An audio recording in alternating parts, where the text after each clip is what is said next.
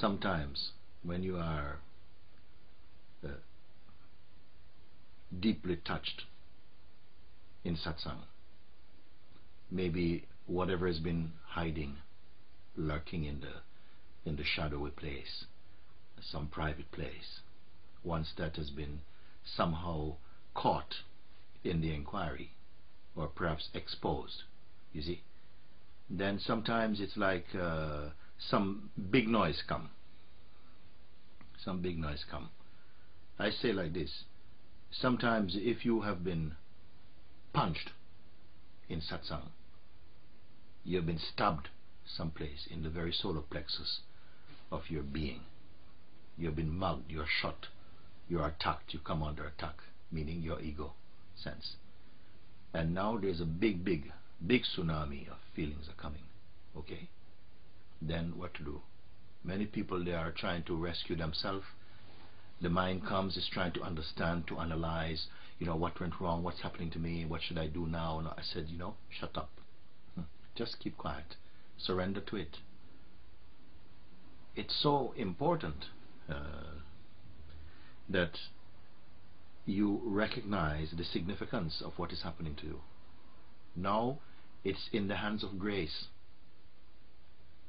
Something that has been held in secret, because ordinarily in our minds we are trying to protect, the ego is trying to protect itself, to perpetuate its existence, of course. And to that extent we are feeling, you are a victim, you're enslaved by these tendencies, and they are effectively, what I'm saying, holding the beingness hostage, because you, the beingness, forgot your original freedom, and you're clinging to these identities, and these identities are making you feel very insecure. So now in satsang, when truth comes, the light of truth is exposing all of this mess, and everything is coming up. Is as though the beingness now is vomiting up, burping up all this stuff, and it's not a pretty feeling. It's not beautiful. It's not sweet. And sometimes the mind comes in all kinds of resistance, all kind of rebelliousness, like, whoa, this is not supposed to happen. You're falling apart. What's going to happen to you? But this you must not identify with it. You, the consciousness, must be very clear. And it's very difficult in these very strong pulsations to keep your calm. You see, who is keeping calm? Meaning to not identify with what is arising. Simply surrender it. And actually change the outlook from self-pity to self-surrender. Surrender to it. If it feels like your whole being is on fire, you're going to be blown up, you're torn open, be torn open. Be willing to go through this. Because this is when I say to step into the fire of self-discovery, and that this fire will not burn you, it will burn what you're not. And that which is screaming and yelling in this fire is not what you are. It is just what you have imagined yourself to be, and it's on fire, see. So please surrender. You are strong enough, you're old enough, ripe enough, if you want to say, to face this inner burning. Don't try and escape. Don't try and salvage anything. The one who is on fire is not you. It's only one's self-image, and that self-image is really what is somehow eclipsing your intuitive recognition that you are the freedom itself. So I'm very happy to have this opportunity to again, remind everyone, don't panic and don't identify. It's very difficult in those moments to not identify, because that is exactly the reflex that happens in those moments, is that strong identification arises there. I feel that it's because also arises fear, because when I feel that I'm starting to surrender, I feel, and then comes the thought, yeah, but then, and then comes fear. This is why you have to include. I'm going to lose everything. You have to include in the surrendering the surrenderer itself. You see? Because it's as though if you don't surrender the surrenderer, then the surrenderer is trying to make a deal. He's saying, but if I surrender everything, then what's going to happen to me? So this one who is bargaining, who is talking about surrender, is also the ego. You see, it's not the true. When that ego is exposed and thrown out, then what is really always here, not coming in from somewhere else, but what is always here, will reveal itself.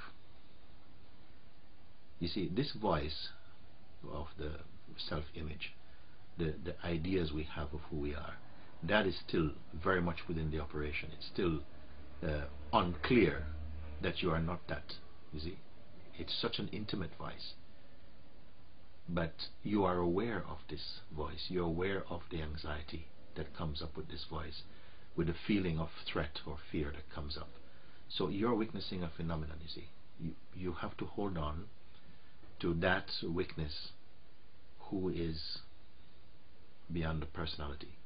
It is like pure intelligence, pure perceiving.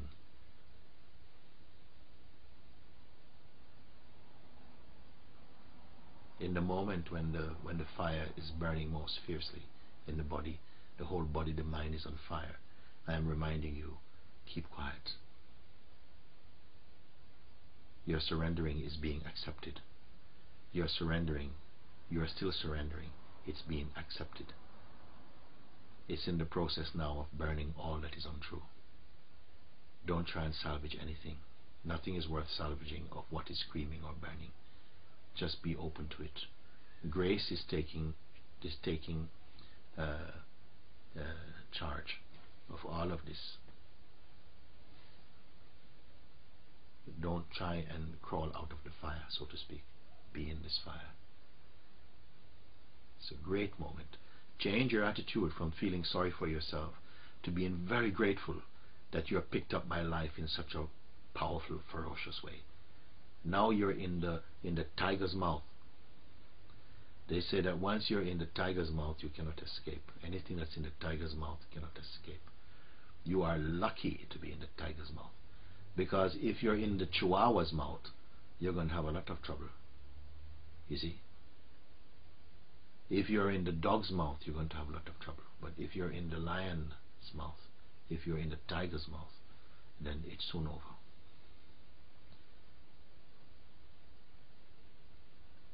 A true being understands the beauty and the implication of this statement I'm making.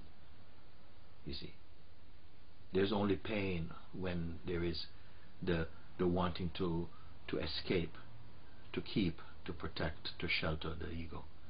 But if you are really resolved inside your heart that I have to be free of this, being free of this means to be finished with this bargaining, to be free of looking for a contract, be free of wanting any guarantees. This is the mind. This is the ego. Come to this fire. Be stripped completely naked. Go beyond nakedness. Be empty completely. And this fire will reduce you to emptiness. Everybody wants to save their tail. They say, the devil without his tail. Everybody wants to save his tail, meaning you're trying to hold on to something because you imagine that to be so completely burnt, then you are useless. Yes, you as ego are useless, but you are as the self is completely prevailing, you see, and that is the difference.